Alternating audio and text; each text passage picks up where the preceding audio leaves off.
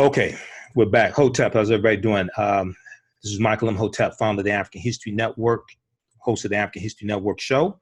I'm a talk show host, researcher, lecturer, and writer. We were having some technical difficulties there when I was trying to broadcast, and I did the screen share to show you the picture of Joshua Brown. Okay, so, I've been covering this story, this case dealing with Botham Shem Jean, shot and killed by Amber Guyger. And I started covering that story basically the day after the shooting happened. Pretty much, I started posting about like the day after the shooting happened, going back to September 7th, 2018.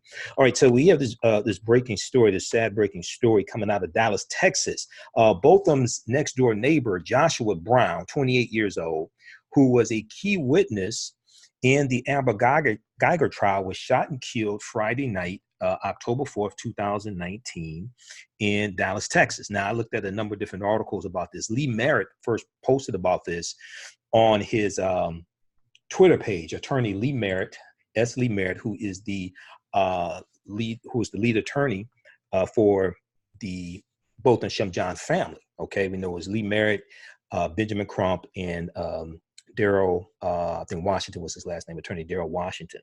So Lee Merritt has a few posts on his Twitter page dealing with this. I looked at a number of different articles before I came on to do this broadcast. The first article I saw was lawandcrime.com, lawandcrime.com. So I'm going to share some articles with you from lawandcrime.com, heavy.com, also Dallas Morning News, because I looked at Dallas Morning News and printed up the article before they blocked me out. Dallas Morning News, Botham Jean's neighbor, a key witness in Amber Guyger trial, shot to death in Dallas. And then also I looked at the WFAA Channel 8, WFAA.com Channel 8 in Dallas, okay, because I look at a lot of the local news sources for information dealing with this trial, okay? So everybody share this broadcast on your Facebook page, and then invite your friends to tune in as well. And we're going to jump right into it here, okay? I'm running off of 2 laptops, so bear with me while I try to monitor this also, okay? All right, so if we look at the article from lawandcrime.com, this is the first article I saw dealing with this story. Attorney for Botham Jean's family, neighbor who testified against Amber Guyger, shot and killed in Dallas, all right? So Joshua Brown, the next door neighbor of Botham Shem Jean, was shot and killed late Friday night, which would have been October 4th, 2019, late Friday night in Dallas, Texas, okay? An attorney for Botham Shem Jean's family said. Now, Joshua Brown recently testified for the prosecution in the murder trial of former Dallas police officer Amber Guyger. Now, I posted an article from lawandcrime.com on both my pages, the African History Network and my personal page, Michael Imhotep. So a lot of people have been reading this, reacting to this also. According to the Dallas Morning News, officers arrived on the scene at around 10:30 p.m. to the Atera apartments located at the 4600 block of Cedar Springs Road in Dallas, in Dallas Turtle Creek neighborhood. Okay, the Dallas Turtle Creek neighborhood. Police found, per the report, okay, per the police report, police found a man on the ground with multiple gunshot wounds. He was taken to Parkland Memorial Hospital, where he died from his injuries. Witnesses told police they heard several gunshots and saw a silver 4-door sedan speeding out of the parking lot. Now, the Dallas Police Department, so that's per the report. Okay, so the article goes on to say the Dallas Police Department has yet to release information about the victim or the suspect, but attorneys with knowledge of the case and Botham Shem Brown's, Joshua Brown's family confirmed Joshua Brown's identity via social media on Sunday afternoon. Let me repeat. Attorneys with knowledge of the case and Joshua Brown's family confirmed Joshua Brown's identity via social media on Saturday afternoon. Now, Dominique Alexander, who I talked about in my previous broadcast, the one I did October 3rd, dealing with the sentencing of Amber Guyger, the 10-year sentencing. 10-year sentence. Dominique Alexander is a Dallas area civil rights activist who was close to Joshua Brown's family. She posted on Facebook about his death. She said, "I have been notified that Joshua Brown, who testified on the stand in the Amber Guyger trial, was shot and killed last night. Not sure what happened, but I will keep you updated on new developments." Now, attorney Esley Merritt, the attorney for the Botham Shem Jean family, later confirmed the news on Twitter and in a separate Facebook post. He posted on social media, he said, quote, "Joshua Brown, the next door neighbor of hashtag Botham Jean, was killed last night after being shot several times by an unknown assailant. Local media has reported on the shooting, but have not confirmed Joshua Brown's identity. Because Joshua Brown worked closely with prosecutors just a week ago to ensure Amber Guyger was properly convicted in the murder trial, the DA's office, District Attorney's Office, has fairly direct contact with Joshua Brown and his family. An assistant district attorney, ADA, has confirmed that it was in fact Joshua Brown who was killed, although they have yet to identify a suspect or motive for the shooting. They have yet to identify a suspect or motive for the shooting. Now, already people are speculating what's behind it and things like this, right? And it's possible, but I don't know for certain. So you watch a number of my videos, I don't just throw stuff out as fact without having evidence to prove it, okay? So it's possible. You know, people are speculating who's behind it, and this could be retaliation and for him testifying, things like that. That's possible, but it doesn't have to be. Okay, so I wait for evidence to come out before I start making assertions and accusations. Now, the case is now in the hands of the Dallas Police Department. Joshua Brown's testimony stood out as a fact witness who was approaching his apartment directly across from Botham Jean's apartment when shots rang out. Okay, let me repeat this. Joshua Brown's testimony stood out as a fact witness who was approaching his apartment directly across from Botham Jean's apartment when shots rang out. So online reaction thus far has been fierce, with many people terming Joshua Brown's death as an assassination or things like this, and or revenge on behalf of police, etc. Now, while the timing of Brown's death is suspicious, there is at this time no evidence to support such online characterizations of the killing. This is reporting from lawandcrime.com.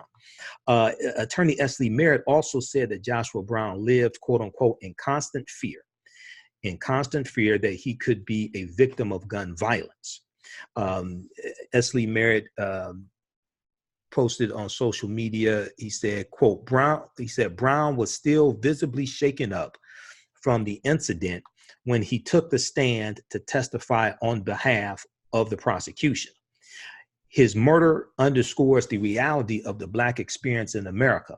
A former athlete turned entrepreneur, Joshua Brown lived in constant fear that he could be the next victim of gun violence, either state-sanctioned or otherwise. We have more work to do. We have more work to do deal with the constant threats to our community, both from within and without. Joshua Brown deserves the same justice he sought to ensure the Botham Shem Jean family. The Dallas County criminal justice system must mobilize to identify his killer and see that he is held accountable for this murder. So that is attorney Esley Merritt. Esley Merritt went on to follow up. He went on to say that he recently spoke with Joshua Brown's mother about her son's death. Attorney Esley Merritt tweeted, quote, I just spoke with Joshua Brown's mother. She is devastated. We all are. Joshua Brown was a key witness in the murder of Botham Shem Jean that helped put Amber Guyger away. We need answers, end quote. Now, the Dallas Police Department did not confirm the identity of the victim when responding to a law and crime inquiry. Instead, they referred us to their official release on the case. So in their official release on the case, the Dallas Police Department stated on Friday, October 4th, 2019, okay? All right, on Friday, October 4th, 2019, at approximately 10:37 p.m., Dallas patrol officers responded to a shooting call at the Atera Apartments located at 4606 Cedar Spring Road, 4606 Cedar Spring Road. Upon arrival, officers were flagged down by several witnesses, directing them to the complainant's location. The complainant was found lying on the ground in the apartment parking lot with multiple gunshot wounds. Dallas Fire Rescue responded and transported the complainant to Parkland Memorial Hospital, where he died from his injuries. Several witnesses heard several gunshots. Several witnesses heard several gunshots and observed a silver four-door sedan leaving the parking lot at a high rate of speed. There is no additional information on the suspect at this time. The complainant did not have any ID cards on him. Therefore, next of kin notification will be pending the medical examiner, with the ME, medical examiner examination and positive identification. It is important to note that there were no additional victims regarding this shooting call. The two victims I reported earlier that showed up at Parkland Hospital was not related to this shooting. This is an ongoing investigation and no one is in custody, okay? So, so the victim is out with no identification on them. Interesting. Okay. So the Dallas Police Department is investigating. I don't feel too comfortable with that. Should the Texas Rangers investigate? Probably not. Why? Because the lead investigator in Texas, now if you go back and watch my previous videos, I went and broke this down. So the lead investigator on the Texas Ranger, lead investigator of the Texas Rangers, Sergeant David L. Armstrong. I'm gonna get to the other articles in just a minute. The lead investigator, Sergeant David L. Armstrong, who signed the arrest warrant, because I got all the documentation, right? September 9th, 2018. It was for manslaughter, second degree. This is from the state of Texas. This is from the Texas Rangers. Warrant of arrest, of which offense is accused by the written complainant under oath of affirmation of Texas Ranger David L. Armstrong, okay? He, during the trial, he stated on the witness stand that he did not think Amber Guyger did anything wrong. He thought that it was self-defense, okay? Now, the judge, Tammy Kemp, did not allow the jury to hear him say that, okay? Rightfully so. The prosecution pursued the case anyway. This is something, if you go watch the video I did October 3rd, I went through and broke all this stuff. It was a 3-hour video. I went through, broke all this stuff down. The prosecution pursued this case anyway, even though David L. Armstrong, who was the lead investigator for the Texas Rangers, so the Texas Rangers are the state police there in Texas, and they're not just a baseball team, they're the state police. 5 or 10 years ago, if the lead investigator had determined that the officer acted accordingly and they didn't do anything wrong, prosecutors would have gone along with that usually 5 or 10 years ago, okay? The prosecutors didn't do that here. They pursued the case anyway. So you probably need the FBI to investigate. You probably need to have a federal investigation on this. Okay, I'm just saying. And if you know, I've been doing radio 9 years. I've studied numerous police cases. The video I did October 3rd, I went through and broke down like 11 police cases, and I forgot to talk about Michael Brelow in Cleveland, who shot something like 49 shots into the car. Okay, there's 2 African Americans in the car. The car was shot up something like 130 times, and Michael Brelow was put on trial. He asked for, Officer Michael Brelow asked for a bench trial, not a jury trial. A bench trial, not a jury trial. Research Michael Brelo, B-R-E-L-O. A bench trial means there is no jury. So you take the emotion out of it and you take the citizens out of it. And the judge hears the case and the judge renders the verdict. The judge found Officer Michael Brelo not guilty. That was in Cleveland. Okay. All right. So let's go to these other articles quickly here. Yeah, it's 137 times. Yeah, Google Michael Brelo, okay, and see that case right there. That was a strange case, but he chose a bench trial, as opposed to a jury trial, which also is important. It also is a reason why we have to vote for quality judges, because a lot of these judgeships are elected officials, okay? Unless they're like a federal judge that's nominated by the president, and we know Donald Trump has nominated over 150 of them, gotten 150 confirmed. And a lot of these are a lot of terrible judges, and that's a lifetime appointment. Elections have consequences, all right? So all this deals with politics. What people fail to realize is that the majority of the problems that we complain about in documentaries and conferences every year are the results of bad public policies and bad elected officials. The majority of we talk about policing. The police chief usually sets the tone for policing in a community, right? Police chief is usually appointed by the mayor. Mayor's elected. The budget for the police department is usually controlled by city council. Those are elected officials, okay? So the majority of the issues that we complain about on talk radio every day, in documentaries, in conferences every year, are the side effects of bad public policies written by who? Elected officials. This is why election day is your opportunity to fire the people you keep calling in the radio shows every day complaining about. That's your opportunity to fire them and run somebody who's better and put them in place. So we have to think that these are people using our taxpayer dollars to oppress us. Our salaries not only pay for their taxpayer dollars.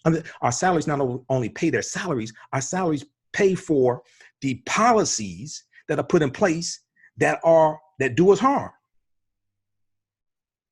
So we have to understand it within this context. All right.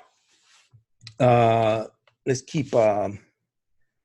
Now I know the difference. Kim said now I know the difference between bench trials and jury trials. So what happens is when Michael Brelo chose a bench trial, a lot of African-American attorneys were saying this could be a strategy that some police officers who were put on trial will choose to take the emotions out of it and take the public out of it and go to the judge.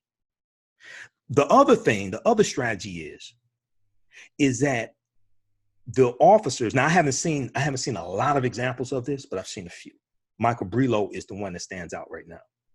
The other strategy is that the judge usually knows more about the law than the jurors, right? So they want to go to the judgment and the legal understanding of the judge and appeal to that, as opposed to the jury, who may be subject to emotion and things like this. Okay, I'm not saying their strategy is right. I'm talking about what their strategy is. All right, so let's go to the second article here. How's everybody doing? Let me post this article here, and then everybody. Share this broadcast on your Facebook page. Condolences to the family as well. I got to check with Leslie Merritt, and I don't know in person. I need to check with his Twitter page. I need to say, because I don't know him, and see if there's I don't know if there's a GoFundMe or something like that for the family of Joshua Brown. I just found out about this probably in the last hour and a half while I was sitting here doing some work. Okay, trying to get caught up on work. All right. So let's continue here. Let's look at this other one. Let's see. The second article I want to go to is WFAA Channel 8. Okay, And while I reload that, let's go to Dallas Morning News. All right. And then also African American, as usual, African American business owners, you can post the name of your business here on the thread of the broadcast. We'll let you know how you can advertise with us also. Botham Jean's neighbor, a key witness in Amber Guyger trial, shot to death in Dallas. So this is Dallas Morning News. All right. And I've read about 80 articles dealing with this case. Dallas Morning News had basically the best coverage, day-to-day coverage of this case. A key witness in Amber Guyger's murder trial was shot and killed Friday evening at an apartment complex near Dallas Medical District. Joshua Brown, a neighbor of Botham Jean's and Guyger at the Southside Flats apartment, was slain at about 10:30 p.m. Okay. Dallas County Prosecutor Jason Hermus, Hermus, the lead prosecutor in the Guyger case, said on Saturday that Joshua Brown stood up at a time when others won't say what they knew or what they know. Jason Hermus, you saw him in the trial. He was the lead prosecutor. He was a white male. He's the lead prosecutor in the case, okay? Prosecuting the case against Amber Guyger. Dallas County Prosecutor Jason Hermus said, quote, "He bravely came forward to testify when others wouldn't. If we had more people like him, we would have a better world," end quote. So let's see here. I'm going to skip over some of this that's redundant. Okay, so on the night of September 6, 2018, going back a year ago to when Botham was killed, on the night of September 6, 2018, Joshua Brown was in the hallway on the 4th floor of the Cedars apartment building where he and Botham Shem Jean lived when he heard what he thought sounded like, quote, "two people meeting by surprise," end quote. "Two people meeting by surprise," end quote. He testified that he could not make out what they were saying and they were speaking at the same time. And then he heard 2 gunshots. Amber Guyger, who was off duty but in uniform when she shot Botham Jean, was convicted Tuesday. Okay, so we know that. Tuesday going back to October 1st and sentenced on Wednesday. Okay. So Joshua Brown testified that he had met Botham Jean for the first time the day he was killed. They had just a brief conversation in the hallway. Okay. But Joshua Brown said he did hear Botham Shem Jean from time to time. He wept on the stand while recounting hearing his neighbor's voice through the door. Joshua Brown on the witness stand said, "I heard him singing," okay? And he was singing gospel music. And then he said Drake. Now, Attorney Esley Merritt, a civil rights attorney who represents the Jean family, called Joshua Brown, quote, "a former athlete turned entrepreneur," end quote, whose slaying, quote, "underscores the reality of the Black experience in America." Okay. Okay, so I talked about that also. All right, so this is a developing news story, very fluid story, so you're going to see some updates. So that's from Dallas Morning News, dallasnews.com. WFAA Channel 8, ABC affiliate in Dallas, has an article. Let me give you these links here. I want you to read these articles here. Okay. And then also the witnesses. Now, what I don't know, what I haven't been able to find out, the witnesses for the prosecution during the trial, were they under like protection? Okay. Were they under like armed protection? Okay. And are they still under protection? Because I know 2 witnesses were on Good Morning America, and they talked about why they gave such a light sentence, which was really some nonsense. Okay. It was really some nonsense. Oh, now the other thing is, I talked about this in the broadcast I did October 3rd. In the state of Texas, see, this is why state law is so important. In the state of Texas, from my understanding of this, and it was one of the articles I read, the defense can determine whether they want the jury to render the verdict or the judge to render the verdict. In this case, the defense, it appears, chose the jury to give, not verdict, sentencing. Okay. In this case, they chose, it appears the defense chose the jury to give the sentencing. It was the jury who came up with the sentencing, not the judge. All right. It varies. It can vary from state to state based upon state law. All right. So I watched, and I was going to do a separate broadcast. I probably still do a separate broadcast dealing with this, breaking down the interviews I saw with the jurors, two jurors, one African-American female and one white male. And see, this whole thing about forgiveness, okay, because this is something I talked about in my broadcast October 3rd. And we're being distracted a lot by this forgiveness stuff. But if you listen to the, what Botham's mother said, even her father, they talked about how, even though, I'm paraphrasing, even though you may forgive somebody, that does not mean that there are no consequences. There's still consequences for your actions. And see, the whole way the white, I talked about October 3rd, how the white media was quick to push this image out of Brant Jean, who's 18 years old. Brant Jean was 18 years old. And the family was on Dr. Phil's show, 5 p.m. Eastern Standard Time on Friday, October 4th. And Brant Jean talked about how the 18-year-old, who's Botham's brother, he talked about how when he was, he told Amber Guyger he forgave her and he loved her, all this stuff, right? He said that he thought the cameras were off. He didn't know the cameras were still on, okay, when he said that, number one. And two, I'm not attacking him. Let me disagree with what he said and when he said it, things like that. But I understand he's 18 years old and he's grieving. He's going through a grieving process. I understand that, okay? So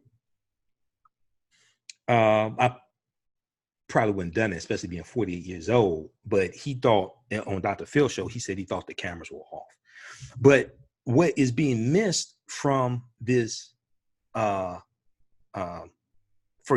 the forgiveness perspective that's being pushed by the white, especially the white controlled media.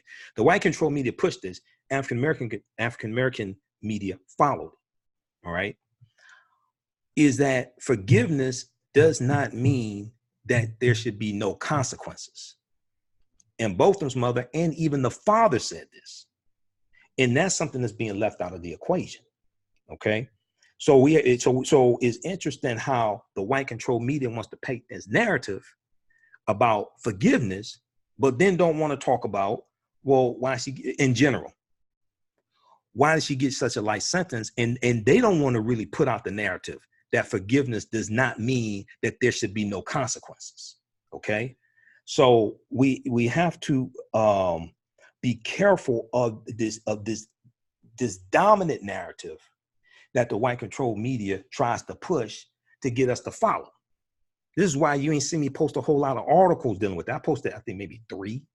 This is why you ain't seen me post a whole lot of articles dealing with that forgiveness stuff, right? Because I gave the example of how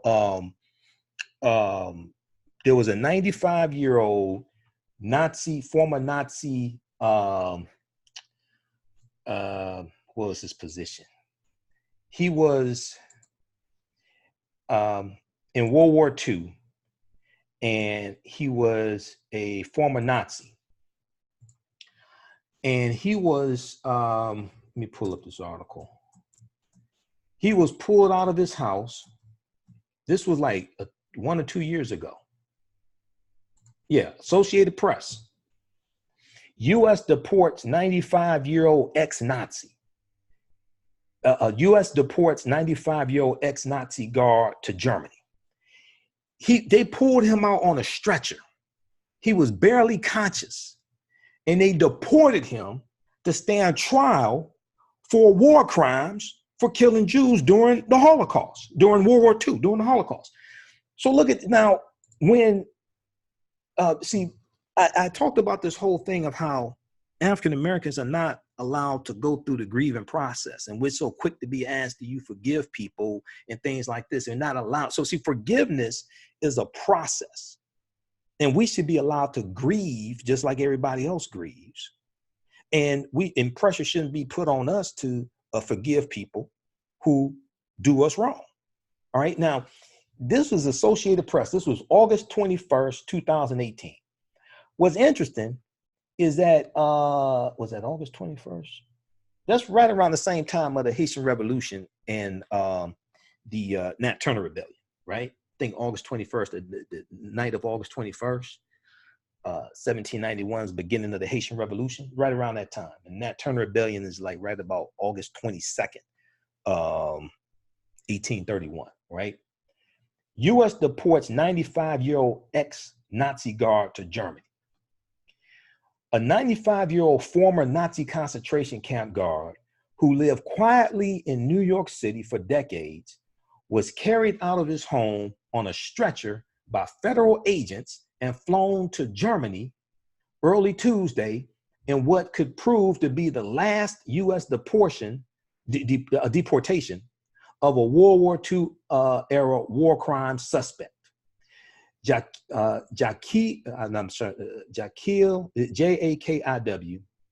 Palij, P-A-L-I-J, his expulsion at Donald Trump's urging came 25 years after investigators first accused Palij of lying about his wartime past to get into the U.S. But it was largely symbolic because officials in Germany have repeatedly said there is insufficient evidence to prosecute. So let's back up for a minute. So Donald Trump didn't forgive him. There's insufficient evidence to prosecute him. Palij's expulsion at Donald Trump's urging came 25 years after investigators first accused Palij of lying about his wartime past to get into the U.S. But it was largely symbolic because officials in Germany have repeatedly said there's insufficient evidence to prosecute him. Donald Trump, quote unquote, made it very clear he wanted Palij out of the country, and the new German government that took office in March of 2018 brought, quote unquote, new energy to expediting the matter, U.S. Ambassador Richard Grenell said, okay? So what I find interesting is that there wasn't a whole lot of talk about forgiveness. Now, whether or not there's sufficient evidence, knowing Trump, he's a liar. So it probably ain't sufficient evidence, okay? But I'm just saying, when something like, when I saw the story on Good Morning America, okay? I think it was Good Morning America. This is ABC News. I saw the story and I'm sitting there, and but nobody was talking about forgiveness. And World War II ended in 1945. So I'm not attacking or condemning the family for forgiveness, because what they're saying, see, what the family, his mother and father were saying is different than the narrative that the white control media is pushing. The white control media is pushing forgiveness, but they're not pushing accountability. The family is saying, the mother and the father, they're saying that forgiveness does not mean there is no accountability. So you have to ask the question, well, why is the white control media pushing this narrative and not talking about accountability like they're talking about accountability? Now the brother, 18, you know, he's young and he's trying to deal with his big brother. He is gone for the rest of his life. You know, so I'm not holding that against him, okay? I'm not going to beat that brother up and hold that against him, because, you know, that's a traumatic experience. But the parents were saying, even though the father in court was saying, you know, at one point, I'd like to be your friend, okay, and I disagree with that, but understanding white supremacy and racism and understanding the media. The other thing that's important to understand, this family does not live in the U.S. They're from St. Lucia. This family the Botham Shem Jean family, they don't live in the U.S. Botham lived here. He's from St. Lucia. Their family don't live here. So with a lot of the dynamics, really, of white supremacy and racism and things like this, and our understanding of this, because we grew up here, a lot of the dynamics of this, they probably don't deal with that and experience that where they come from. Okay, so let's continue here. How's everybody doing? We got John, Ray, Jessica, Keisha, is it Keisha, Nikki? There's a few of the people watching. Also, if you like this type of information, you want to support the African History Network, you can donate to the African History Network, paypal.me/the AHN show. That helps us keep doing the research, stay on the air, pay the bills, helps cover expenses when I got to travel out of town to speak at different events. PayPal.me/the AHN show, or also at our website, AfricanHistoryNetwork.com. Click on the yellow donate button there. All right, let's continue here. Let's go. So that was Dallas Morning News. That was the second article. Let me give you the article here from lawandcrime.com. But when I read the article and saw the interview with the two jurors, I was pissed off. I'm just going to tell you, I was pissed off that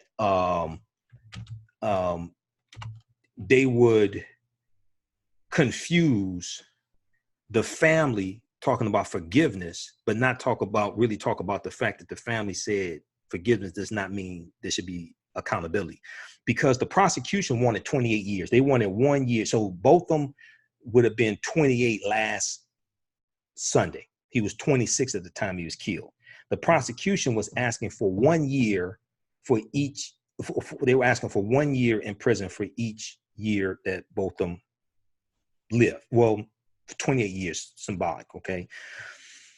The guidelines were between 5 to 99 years. So I know they don't have a test to be a jury, but to be a juror, because that'll get into a whole, we'd be discriminated. If we think we're discriminated against now, if they had a test to be a juror, it'd be even worse. But sometimes I just sit back and I'm like, this doesn't make any sense. I just got to be honest. This don't make no damn sense. All right. So, okay.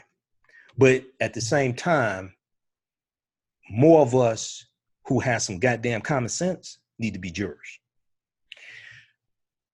If you're not registered to vote, you can't be called for jury duty, because the jury duty notification cards, they get the names and addresses from the voter rolls. If you're not registered to vote, you can't be called for jury duty. You can't sit on the jury. Okay? So those of us who have some common sense need to make sure we're registered to vote. And when you get that jury duty notification card in the mail, you need to show up to jury duty, because they don't tell you ahead of time what the case is. You find out when you get there. Okay, so that's real talk. So those of us that got some sense, we need to make damn sure we register to vote. And when you get that jury duty notification card, you need to take your ass there and show up. Okay, because the sentencing was rendered by the jury, not the judge. All right. Verdale said, the sister made me puke. The one that was interviewed. I'm like, damn. And the other thing, I'm like, yeah, damn, you that stupid to be interviewed? That's the other thing. But if you go back and watch the video I did October 3rd, I said, look, 10 years is not enough, but I'll take it. The reason why is 5 or 10 years ago, there would not have even been a trial. And if there had been a trial, they probably would have been found not guilty. Okay? 5 or 10 years ago, there wouldn't have been a trial. Eric Garner, Officer Pantaleo, that was caught on video. Eric Garner said 11 times, I can't breathe. And there was no trial. He was not indicted by the grand jury. They had a hearing, and it was determined at the grand jury, the jurors, he didn't do anything wrong. So there was not a trial. Okay. And then he kept his job for 5 years. He was just fired in the last couple of months. He kept his job for 5 years, drawing a salary on taxpayer dollars. So even though 10 years is not enough, I'll take it, because I've covered numerous police shootings. And I know 5 or 10 years ago, there would not even been a trial, especially since the lead investigator on the trial, Sergeant David L. Armstrong of the Texas Rangers, he said that Amber Guyger didn't do anything wrong. 5 or 10 years ago, the prosecution would have followed that lead and said, okay, no true bill. Okay, there's nothing to see here. They didn't do anything wrong. There's a tragic mistake, just like with Tamir Rice. Just like with Tamir Rice. Okay, there was no trial with Tamir Rice. They found that the officer didn't do anything wrong. They said that the prosecutor said Tamir Rice, he looked like he was 20 years old. Boy was 12 years old. He said, oh, he looked like he was 20. Okay. And Tamir Rice was shot within 1.8 seconds of the car arriving, the police car arriving. The car hadn't even stopped moving. And that was on video. All right, let's continue here. All right, let's see here. Okay, let's go to this next article. So did I give you this one here? Okay, hold on just a second. I'm working off 2 laptops, so just bear with me, guys, because I'm trying to do all this, and then because I was doing some work and I stopped work to talk about this here. Okay, so that's the article from lawandcrime.com. Let me give you this article from WFAA.com as well, channel 8. And what you're going to find, because I follow about 35 different, I monitor about 35 different news sources on a daily basis. And I follow local news sources also. So when you look at articles, especially on my personal page, Michael Imhotep, and on our fan page, the African History Network, I'm getting information from all over the place. Okay. And on a lot of stories like this, you can get better reporting from the local news outlets because they're there on the ground. And the national news outlets are picking up the reporting from the local news outlets. All right. Now, Crystal said also the school curriculums need to change as well, need better classes for everyday life, critical thinking classes. That's true. But the other thing is African history and African-American history has to be taught in every school across the country. That wasn't just me. That was Dr. Carter G. Woodson who said that. Okay. So when you see me do broadcasts dealing with history, and I talk about, and we know we're commemorating August 20th, 1619, 400 years. And African people have been here continuously at least 51,700 years in total. So in Virginia, that wasn't the beginning of our history. That was the beginning of a new chapter. But everybody should download this document here. This is from the Southern Poverty Law Center called Teaching Hard History, American Slavery. Teaching Hard History, American Slavery. And it's a 56-page study. And it documents, I think it's 56 pages. It documents how the history of slavery in this country is totally mistaught in schools across the country. Not just African-American schools, white schools, all across the country. And how this negatively impacts how we view history and how we view African-Americans. Okay? And so it documents how the history is incorrectly taught. And then it also lays out a lot of information and a lot of techniques to more correctly teach the history of slavery in this country, which largely is the foundation of this country. Okay. And incidentally, some of you all saw the article that I posted from, was that Politico.com, where Donald Trump was speaking to a group of 300 Black Trump supporters. And he talked about how, Black people, you all built the nation, you all built this, things like this, right? And I asked the question, okay, so is Donald Trump now supporting reparations? Politico has the article, you built, quote, you built the nation, end quote. Trump courts Black voters in White House mini rallies. So these were a lot of young MAGA hat wearing African Americans. Most of them, like Candace Owens, are totally ignorant of history and really totally ignorant of politics, but especially of history. So they were up there cheering and all this stuff, teary-eyed.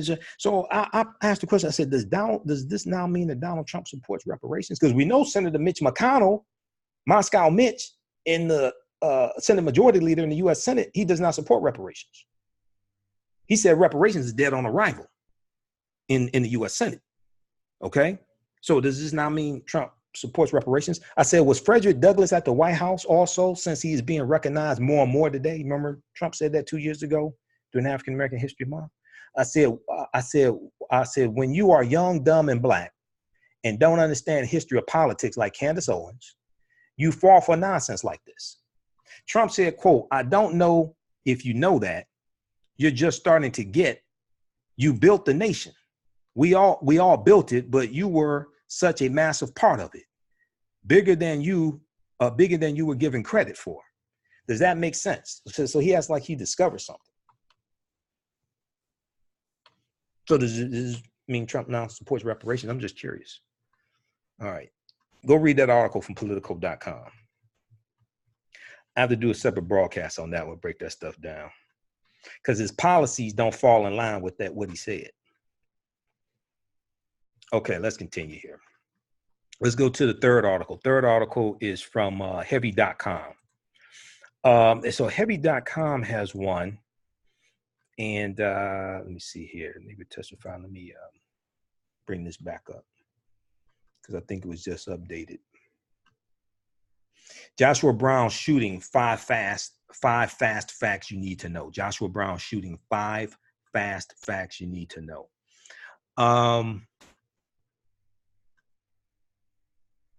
Number one, the suspect and motive are unknown at this time. So we know Brown was found at the 4600 block of Cedar Springs Road late Friday.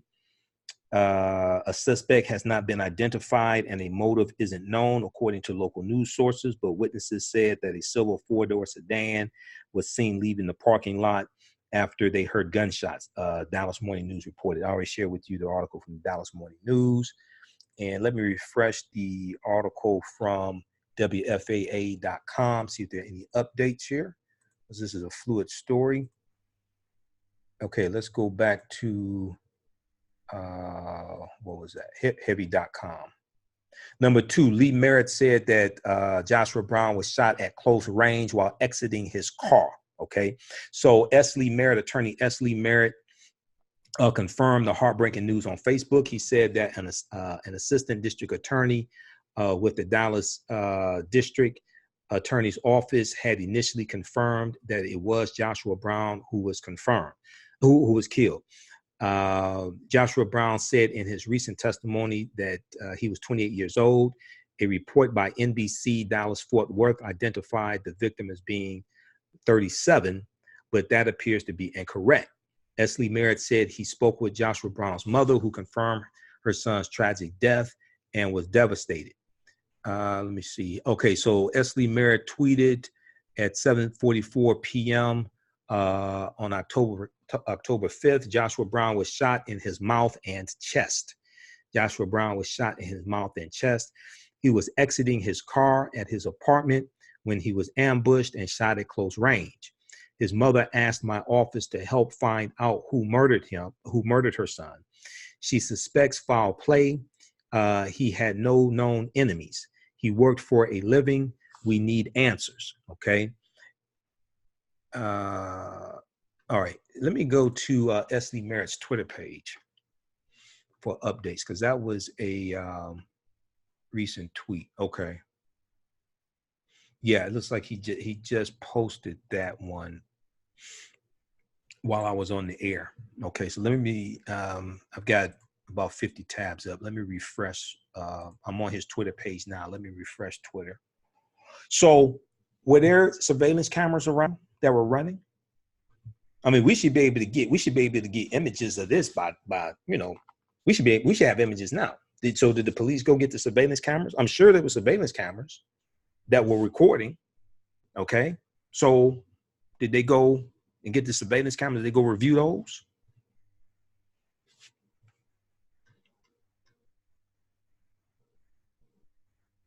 Okay, S. Lee Merritt just tweeted, where hashtag Joshua Brown was shot seems to be disputed. I was told by immediate family that the ME medical examiner said mouth and chest. Initially, I was told in the back. I just heard from a witness who provided aid to a wound in the buttocks and side. We will have to await the autopsy to be sure. Okay, let me tell you something. See, I've covered a number of different stories. This is why I'm cautious about speculating this and that, because I've covered a number. If you go to AfricanHistoryNetwork.com on the homepage, click on listen to podcasts, you see I've got about 1,000 podcasts I've done going back to 2010. I've been doing radio 9 years. All right. And I do local radio here in Detroit on 910 a.m. the Superstation WFDF. I've done nationally syndicated radio on the Parliament Radio Network, guest hosted for Warren Ballantyne, guest hosted for Roland Martin numerous times. So that's why I try to get the facts as best as we can. And that's why I reserve opinions, because I know when you go through and try to put these pieces together, things can change. So that was an update That was like 2 minutes ago that Attorney Esley Merritt tweeted that. Okay. If you want to follow him on Twitter, it is, what is it? At Merritt Law, MERRIT at Merritt Law. And that's Esley Merritt Esquire. And let me try to put the tweet here for you all also. Let me copy the link and we'll post it here as well. All right. So this is why I'm cautious about certain things that I put out and say. Because I know when you do the investigation, what you think happened at the beginning may not be what happened. Maybe it is, maybe it isn't. Okay. I've seen a lot of situations where it turns out to be something entirely different. All right. So we just posted that tweet there for you also. Let's go back to heavy.com. Okay. Heavy.com. And okay, number 3, Joshua Brown lived directly across from Botham. Okay, we talked about that. Okay.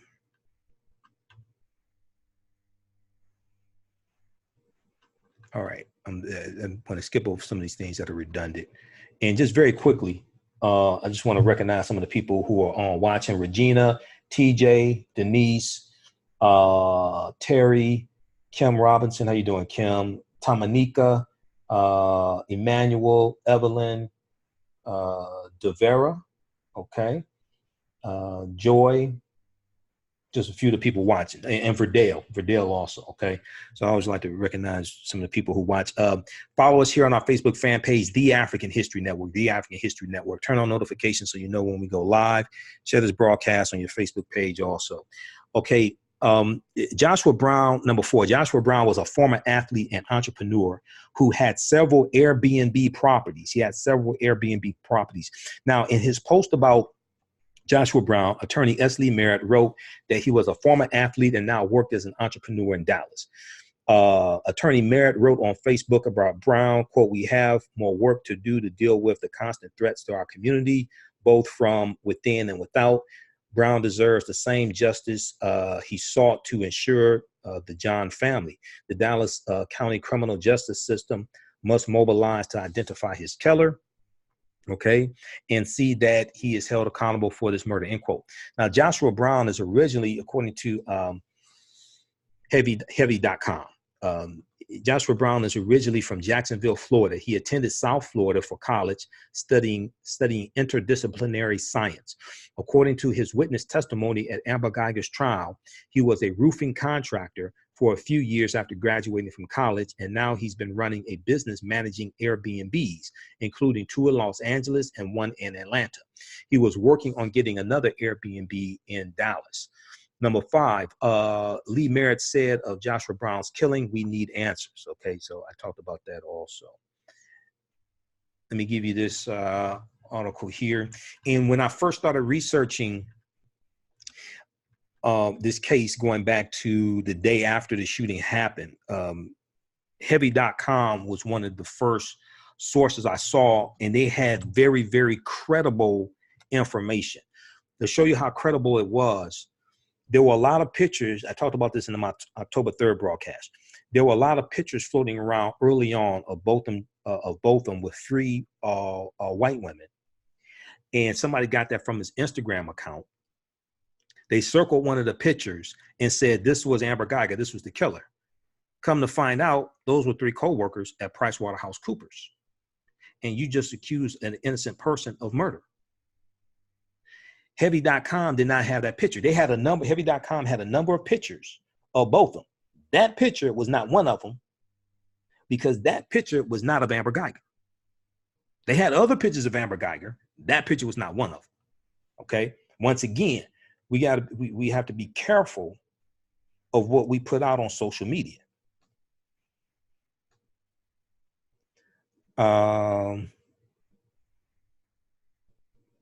Right. Okay. And also, it could definitely be retribution. I want more facts before I definitively say what it was.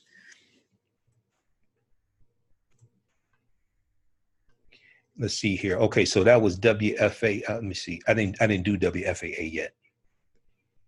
That was heavy.com. Okay, I'll give you that article also. I just did. Let's go to WFAA Channel 8 ABC News affiliate. Okay, they in WFAA, I would probably say had like the second best reporting behind the Dallas Morning News. The Botham Jean's neighbor witnessed during Amber Guyger's trial killed in shooting, sources say. Okay. They say Joshua Brown was 27. According to other reports, he was 28. Let's see here. I'm skipping over all the redundant stuff, so just give me a second here. Police say when they arrived at the complex, they found a man in the parking lot with gunshot wounds. He was transported to the hospital where he was later pronounced dead. After Friday night shooting, witnesses told police they heard several gunshots and saw a silver four-door sedan leaving the parking lot after the shooting. Okay, they were not able to provide a physical description of any possible suspects.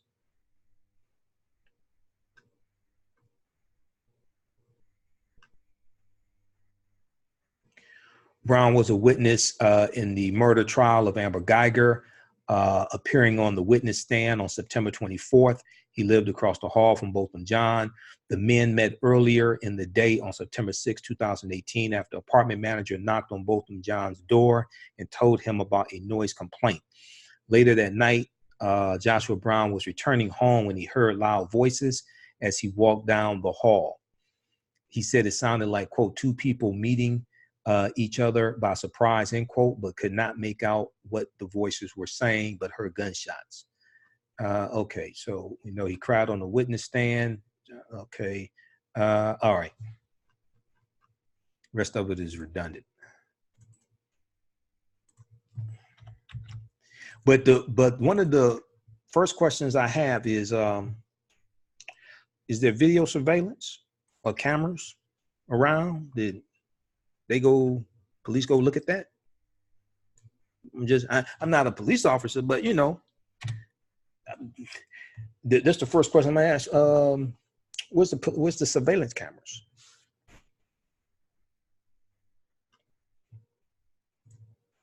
All right, and let me go back to Lee Merritt's Twitter page. Just a second. We'll come to some of your comments here in just a minute.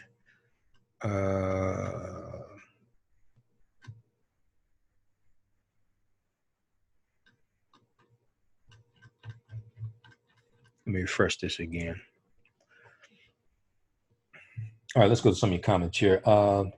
Crystal Mendoza said exactly. Yeah, see, that's the first question. You know, you don't have to graduate from the police academy to ask the question. Well, wait a second. Where's the surveillance cameras? I mean, where's the footage? I know the surveillance cameras there. All right. Because originally Lee Merritt said Joshua was exiting his car at his apartment when he was ambushed and shot at close range. Okay. So that was the tweet done about an hour ago. It doesn't have, but at 7:44 p.m. Let me scroll down here. 7:44 p.m. Lee Merritt tweeted Joshua Brown was shot in his. Okay, that's the previous tweet. He shot in his mouth, but in chest. He was exiting his car at his apartment when he was ambushed and shot at close range. Okay, so that was the one at 7:44 p.m. The one after that said when Joshua Brown was shot, where Joshua Brown was shot seems to be disputed. I was told by immediate family that the medical examiner said mouth and chest. Initially, I was told he was shot in the back. I just heard from a witness who provided aid to a wound in the buttocks and side. Okay. I just heard from a witness who provided aid to a wound in the buttocks and side. We will have to await the autopsy to be sure. So what I want clarification on was he still exiting his car at his apartment building when he was ambushed and shot, I guess, at close range? Because if that's true, then they have cameras there to monitor the parking lot, the front of the building, the back of the building, the side of the building, all that. I live in an apartment complex. Their cameras monitoring all around the building. Parking lots, parking structure, the back of the building, all that stuff. So I know there has to be footage. All right. Let me go to some of your comments here quickly, then we'll get out of here. And then also October 12th, I am in Oakland, California with Michi X on the Black Agenda Tour. Visit blackagendamovement.com, blackagendamovement.com. And I'll be doing a presentation dealing with 6 principles of political self-defense, how laws and policies impact the economic conditions of African Americans. So visit blackagendamovement.com for more information. Tickets may be sold out right now. I know there's talk about possibly opening, getting more space. There's a Friday, October 11th, there's a Friday community forum for community activists as well. And that portion is free. And then also, let's see, we are the weekend of October 26th, we're in Washington, D.C. And then also the weekend of November 9th, we are in Houston, Texas. Okay. So I put the information at our website, AfricanHistoryNetwork.com, AfricanHistoryNetwork.com. We have the information right on the homepage because I updated the website. And then also is at the blackagendamovement.com, the blackagendamovement.com. All right. Regina said, rather he was speaking or not, they murdered him, period. And there is footage. Yeah, there has to be footage. Okay. There has to be footage. Terry said, I think we need the guardian angels in every town. If not the guardian angels, community policing is big. Okay. Community policing is big. And I know here in Detroit, there are different groups that do community policing. Now, community policing does not mean that you don't, for some things, need police, but it's dealing with community patrols, CB patrols. And from my understanding, from those who do it and teach it here in Detroit, it can reduce crime by up to 70% in communities. Okay. So I don't know in this particular area, that area where the apartment is, from my understanding, that's a more well-to-do area. I don't know if they have a problem with crime there, but just in general, we definitely need those in our communities. Kim said, I was wondering the same thing. I think about the surveillance cameras. Yeah, Demetrius, if any camera were around, the video would disappear. And see, hopefully Esley Merritt is on the case with that, right? Because we know at the Burger King surveillance footage in Chicago, when Laquan McDonald was shot and killed and shot 16 times by Officer Jason Van Dyke, we know that a police officer went to the Burger King, got access to the video footage, and erased some of the footage. Okay. Now, I'm not saying that that's going to happen here. What I'm saying is, I think you probably need to get to it first. Okay. I'm not saying it's going to happen here. And I'm not in, there are other cases where the footage is recovered by the police and they do the right thing. Okay. There are approximately 800,000 law enforcement officers all across the country, approximately 18,500 police. So I'm not saying it's going to happen here, but I think you probably need to get there first. All right. And the other thing is, you probably need the feds to investigate this. Okay. Not the local police, because of the sensitivity of this and because of the conviction. Amber Guyger was the first white female police officer to be convicted of murder and convicted of murdering a black person in Texas in years. First white female police officer. Okay. So just the sensitivity of this, and this happened a few days after the conviction, and this was one of the key witnesses. Probably need the FBI to investigate this. Okay, Crystal Mendoza, got Reggie, Sean Holiday, so sad taking a life. Joy D, how you doing, Joy? Emmanuel, my thoughts exactly, or it could be made to be portrayed that way. All right. Okay.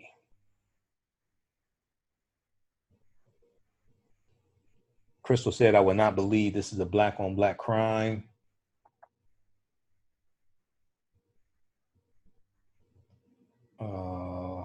That's Uptown Dallas, no gun crime zone, affluent dog walking and jogging area.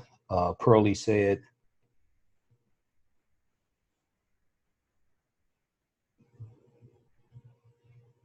Let's see. Okay. All right. All right, guys. Also, email us at customerservice@africanhistorynetwork.com, customerservice@africanhistorynetwork.com. We'll let you know how you can advertise with the African History Network as well. Okay, so everybody, share this broadcast. Follow us here on the African History Network. Look out for me in a city coming to you soon as well. Be sure to follow us at AfricanHistoryNetwork.com, AfricanHistoryNetwork.com. We do our Sunday night show, Sundays, 9 p.m. to 11 p.m. Eastern Standard Time, the African History Network show. So we should be on Sunday. Normally, I'm in the studios at 9, 10 a.m. the Superstation, WFDF, those who watch me. So if you don't know, they have been playing Major League Baseball games that are not Detroit Tigers. Don't ask me why. I own the station. They've been playing Major League Baseball games. They have been preempting my show. 1, 2, I've been in and out of town every other week, speaking out of state. So if I'm not in the studio doing the show live and I'm in town, we'll do it from the studio here. Okay. So we'll be on 9 p.m. Eastern Standard Time each Sunday, as long as, I'm available. All right. And we broadcast here on our Facebook fan page, the African History Network. Okay. So look, hey, we're going to get out of here. Also, you remember you can donate to the African History Network, paypal.me/the AHN show, paypal.me/the AHN show. If you like the type of information we share with you all, read the articles that we post. I post articles throughout the day. And also you can visit our website, AfricanHistoryNetwork.com. You can donate there if you want to, set up for a recurring donation. If I find out about I was trying to find out on S. Lee Merritt's. Hold on, wait a second. What is this? Oh, that's a throwback. Okay. It looks like Terrence Crutcher. Okay. If I find out information from S. Lee Merritt about a GoFundMe for Joshua Brown's family, I'll post it here on the thread. We'll let you know in a future broadcast. I'm on his Twitter page right now trying to I'm updating it to see if there are any new updates and if he has that information, but right now he doesn't have that information. So also follow him on Twitter at Merritt Law, MERIT. That's how he spells it, MERIT Law, at Merritt Law, and that's S. Lee Merritt. His last name is MERRITT. Esquire, but when they have the handle here, it's just at Merritt Law with 1 R. Okay. Maybe the other Merritt Law was taken.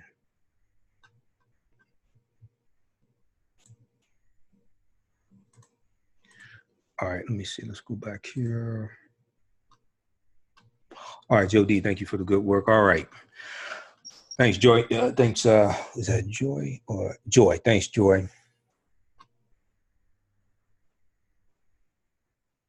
All right. Look, guys, hey, we have to get out of here. So the last thing is, this is taxing and tiring. Also, people are frustrated. First thing we want to do is get down to the facts of what happened. But this is why when I go back to talking about how the bad politicians that we call on the radio shows complaining about, this is bad public policy is a side effect of that. Allowing police brutality to continue is a side effect of that. All this deals with law and politics. Okay. And then what I talked about in the October 3rd broadcast is that the activist, what was her name? It wasn't Amber. What was the activist's name here? She said that in one of the previous articles, she said that there would be no college basketball game. There would be no et cetera. And I said they need to have, if they want to do that, they need to have massive economic boycotts. In Dominique Alexander, which publication, WFAA.com. What was this? I think October 3rd, 2019, protests and prayers Wednesday night in the wake of Amber Guyger's sentence. Activist Dominique Alexander told a crowd at a protest after the sentencing, if we can't get justice, there won't be no Texas OU game. There won't be a state fair. I'll shut the whole thing down. We have to understand concepts of economic withdrawal better.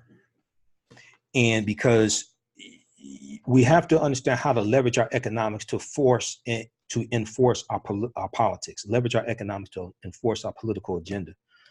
So they're in Texas, in Dallas, you want to have targeted, sustained economic boycotts, targeting certain corporations. These may be corporations that donate to the Dallas Police Union or whatever it is, however you figure it out, okay? Because you know more about the politics there in Dallas than I do. But you can withdraw money from the white-owned banks, put money into African-American-owned banks, target 3 or 4 large corporations, not the mom and pop stores. Target 3 or 4 large corporations. Here's why.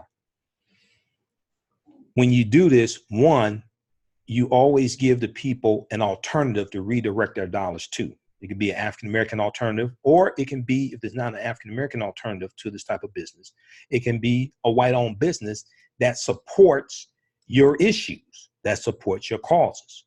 1.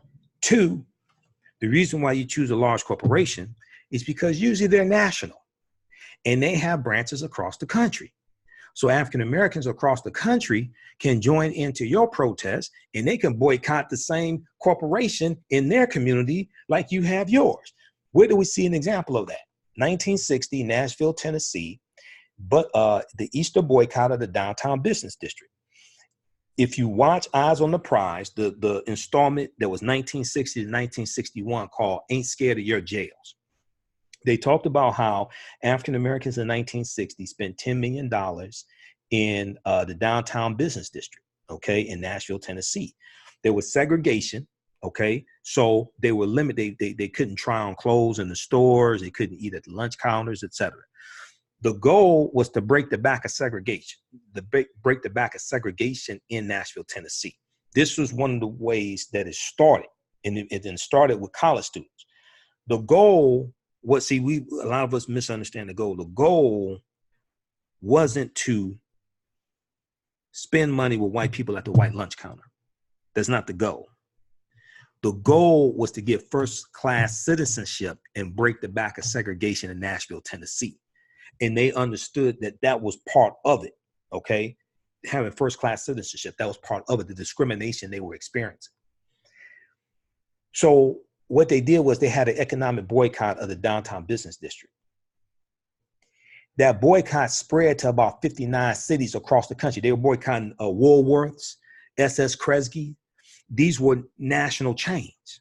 So African Americans up north were having economic boycotts of the same stores up north that their brothers and sisters were boycotting down south in Nashville, Tennessee, even though they could go to Woolworth and Kresge in the north and get full service in general. They were in solidarity with their brothers and sisters down south in Nashville, Tennessee. Now, this is 1960. Just for those that don't know, there was no Twitter, Facebook, YouTube, Snapchat, this, that, all that other stuff, cell phones, text messaging, email in 1960. And they still had a united front. Watch Eyes on the Prize. Even though Eyes on the Prize is flawed, grossly flawed, there's still a lot of good information there. Okay, because they don't talk about Malcolm X till the last installment, 1965. They talk about Malcolm X for 90 seconds. They don't talk about Marcus Garvey. They don't talk about Nation of Islam. They don't talk about Robert F. Williams and the Black Guard and Negroes with guns. They don't talk about the fact that Dr. King tried to get a concealed pistol license in 1956 in Montgomery, Alabama during the Montgomery bus boycott. He was denied a concealed pistol license because he owned guns, and he knew people were trying to kill him. And 2 days before the lawsuit of Browder versus Gale, February 1st, 1956, during the Montgomery bus boycott, Dr. King's house was firebombed. Luckily, he wasn't home when it was firebombed, and no one was hurt, but he was still firebombed. And his wife, Coretta, and the children that were born at that time, they were still, terrorized by this. Okay, and he was scared also. Okay, so they don't deal with that. They don't deal with that stuff in general in that documentary. But there's still some good things in Eyes on the Prize. It's going to be Bayard Rustin who convinces Dr. King to get rid of his guns, because Dr. King owned multiple guns. He's from Atlanta. He wasn't stupid. He owned multiple guns. Bayard Rustin comes over to his house one day and goes to sit on the couch and almost sits on a loaded gun. Dr. King tells him, "Don't worry, that's for protection." Read the book, just for the sake of time. Read the book, This Nonviolent Stuff That Gets You Killed: How Guns Made the Civil Rights Movement Possible, by Professor Charles E. Cobb Jr. Charles E. Cobb Jr. is a history professor, but he was a field secretary for SNCC, Student Nonviolent Coordinating Committee, for 5 years in rural Mississippi. And Charles E. Cobb Jr., I first found out about him. He was interviewed on News One Now with Roland Martin. Roland interviewed him, and they were talking about his book, This Nonviolent Stuff That Gets You Killed. And Charles E. Cobb Jr. talked about how the majority of the civil rights workers in the South, a lot of them came from the North, and the majority of the fight for civil rights, the Voting Rights Act, things like this, was in the South. And he said when the civil rights workers came from the North and went down South, he said the black people down South told them, "We know you are nonviolent, but we're not. And we're not going to let these white people kill you." And he talked about how it was African Americans who owned guns down in the South who protected the civil rights workers from the bigots and the white supremacists and things like this who were trying to beat them up and trying to kill them. And he said, we never stayed at somebody's home. He was saying everybody's home that we stayed at, they had a gun over the fireplace or on the nightstand or something like that. Because when you grow up in the South, you grow up in a gun culture. And what I mean by that is you still had a lot of African Americans who lived on farms. You had people who go hunting, things like this. So you grew up in a gun culture, shotguns, rifles, what have you. And if you own a farm, you have to be able to defend. You have to be able to defend like your crops from predators, animals trying to eat your crops, or predators trying to kill your livestock. So if you're living on a farm, you're usually not living in the inner city. You're living out in the rural area. So you're away from the main local police. You may have the sheriff that comes by, but you got to be able to defend yourself, right? So African Americans, many of us, we came from the South because that's where the majority of the slaves were. So we're growing up in a gun culture, okay? Well, so he talks about, so he was interviewed by Roland, and it's on Roland's YouTube channel. Okay, you can go watch that. If you search for Charles E. Cobb Jr., COBB, Roland Martin, it's gonna come up. Then Roland interviewed him later that same day for 2 hours on his national radio show. Okay, and I used to guest host Roland's national radio show. He ended his national radio show December 2016. So I listened to the entire interview, and this brother just breaking down story after story dealing with this history. Okay, there's a history, and this is before Deacons for Defense and Justice, founded July 10th, 1964 in Jonesboro, Louisiana, by Ernest Thomas and Frederick Douglass Kirkpatrick. This is before them. Okay, you got Robert F. Williams and the Black Guard in 1960. okay, dealing with this. But this is a history. And so when we tell the history of the civil rights movement, the history of Negroes with guns in general, I'm using that term in general, that's left out of the history of the civil rights movement. No, that was part of it. If it had not been for brothers and sisters with guns protecting civil rights workers in the South, there would not have been a civil rights movement. That part of the history is left out of Eyes on the Prize. So we have to study the totality of this history. These brothers and sisters were not stupid. Fannie Lou Hamer had guns in her bedroom. She talks about how she kept a shotgun in every corner of her bedroom. Go research Fannie Lou Hamer, because see, we know the quote, "I'm sick and tired of being sick and tired." But we don't know the quote about what she said she would do if somebody threw some dynamite on her front porch. That sister had guns. There was a lot of them did. Medgar Evers had guns, right? In Jackson, Mississippi. So when we deal with this history, we need to deal with this history correctly, because a lot of the when they have the Dr. King Day celebrations and all this stuff, and they have the corporate funded breakfasts and dinners talking about Dr. King, they don't talk about none of this stuff. I wonder why. That's why I don't get invited to none of that. Because when I do my Dr. King Day presentations, and I deal with the distortion of the legacy of I deal with the distortion of the legacy of the revolutionary Dr. King. The distortion of the legacy of Dr. Martin Luther King Jr., the revolutionary, will not be televised on the television. That's the name of my presentation. And it's totally different than what you're going to hear at the corporate funded Dr. King Day lunches and breakfasts and all that stuff. And the brunches, they ain't dealing with none of this stuff. All right.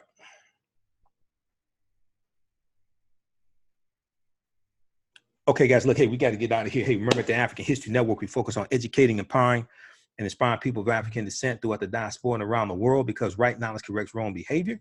What you do for yourself, what you do to yourself, and what you allow other people to do to you and get away with is based upon what you think about yourself.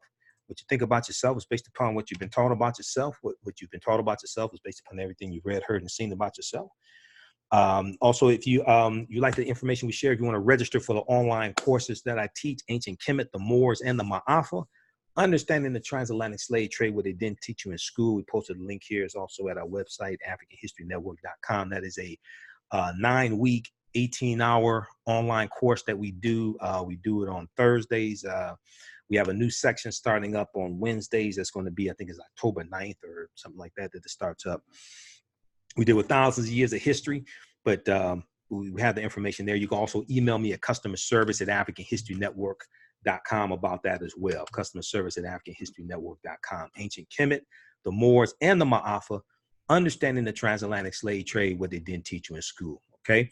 So we have to get out of here. Hey, remember, right knowledge corrects wrong behavior. It's not over till we win. Wakanda forever. And we'll talk to you next time. Peace. Thanks for tuning in.